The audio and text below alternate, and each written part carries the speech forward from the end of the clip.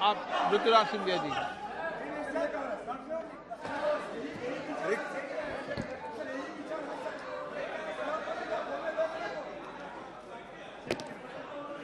अध्यक्ष महोदय,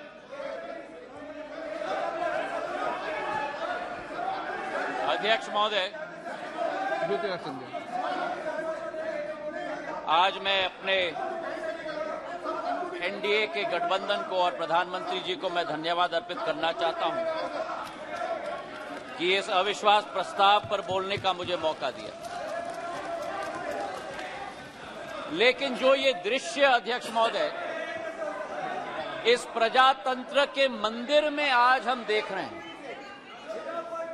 जिस प्रजातंत्र के मंदिर में इस देश की संस्कृति, इस देश का सद्भाव, इस देश की विचारधारा निर्मित की जाती है, जिस प्रजातंत्र के मंदिर से देश की 140 करोड़ जनता अपनी प्रेरणा लेती है, उस प्रजातंत्र के मंदिर में ये स्पष्ट हो गया है अध्यक्ष महोदय कि इन लोगों को ना देश की चिंता है, ना प्रधानमंत्री के पद की चिंता है, ना राष्ट्रपति के पद की चिंता है। इनको तो केवल अपनी हैसियत की चिंता है। ये देश को पूर्ण रूप से स्पष्ट हो गया। अध्यक्ष महोदय,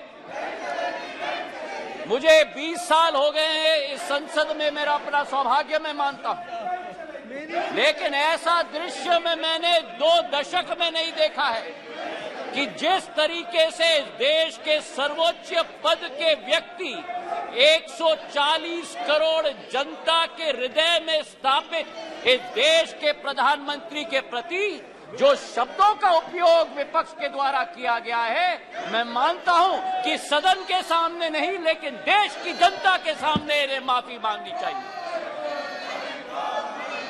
आज जो दृश्य हम देख रहे हैं अध्यक्ष महोदय कि अविश्वास प्रस्ताव के आधार पर, अध्यक्ष महोदय मैं आपका संरक्षण चाहूंगा।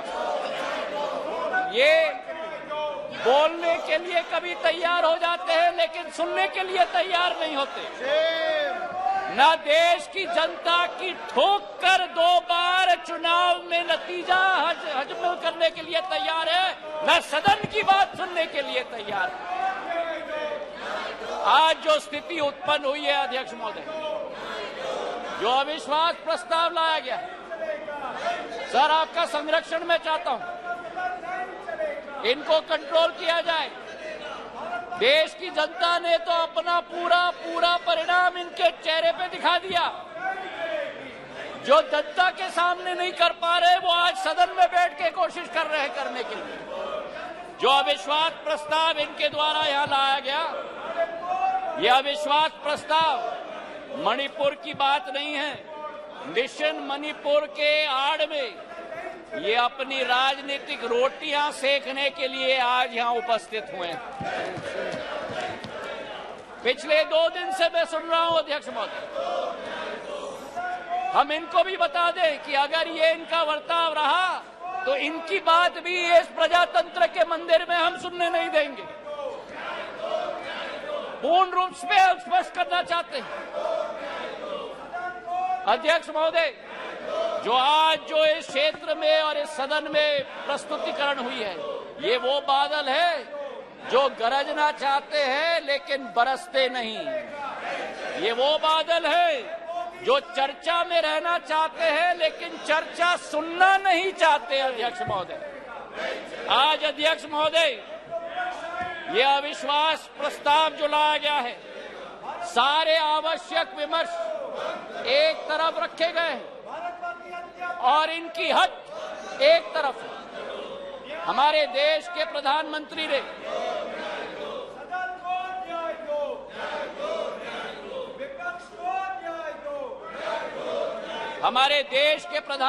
ने सभापति महोदय सदन के बाहर मणिपुर पर संवेदनशीलता के साथ बयान दिया, लेकिन इनका हट है कि बयान सदन के अंदर दें।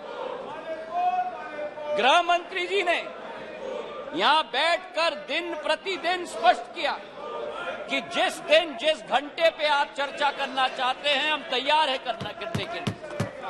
लेकिन 17 दिन इसी तरह ये सदन को इन्होंने चलने नहीं दिया, 17 दिन मजबूर करके स्थगित किया।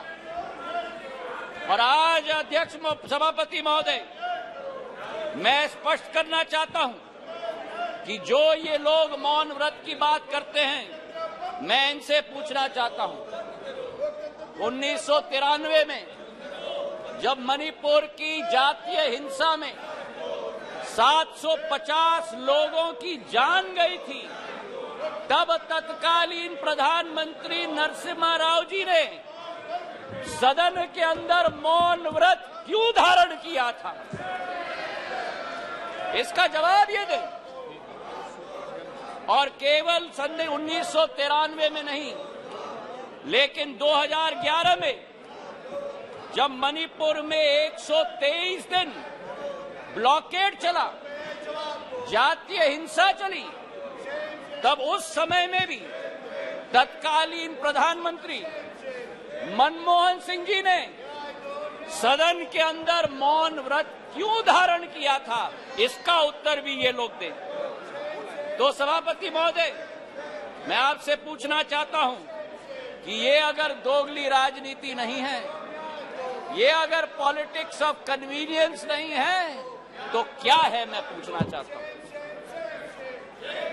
आज सभापति महोदय, लोकतांत्रिक व्यवस्था पर मैं इनको भाषण नहीं दूंगा, लेकिन जो इनकी अवसरवादी सोच है उसका पर्दाफाश पूरे देश के जनता के समक्ष में रखना चाहता हूं। ये जो समूह है I.N.D.I.A.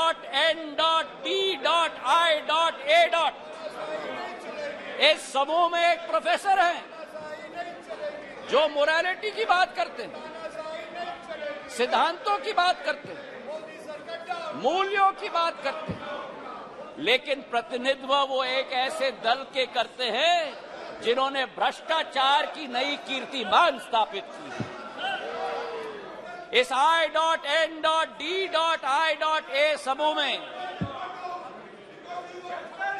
एक ऐसी समूह की नेत्री है जिस समूह की नेत्री सोचती है कि कश्मीर को भारत के साथ जोड़ना सबसे बड़ी भूल है। ये इनका असली चरित्र है। मुझे लगता है आप बहाना ढूंढ रहे हैं बाहर जाने का। ये उचित नहीं है, ये उचित नहीं है। कार्यकर्ता ने आपने अविश्वास प्रस्ताव लाया, उसका उत्तर सुनिए आप। ये बिल्कुल मर्यादाहीन व्यवहार करना, उसके बाद वॉकआउट करना, ये लोकतांत्रिक संसदीय व्यवस्था की दृष्टि से उचित नहीं है। नो, बिल्कुल गलत बात है ये। आपका इस प्रकार से बहाना लेकर के बाहर जाना, ये बिल्कुल संसदीय व्यवस्था का अपमान है। ये बात कर करके नोट करिए आप लोग, प्लीज।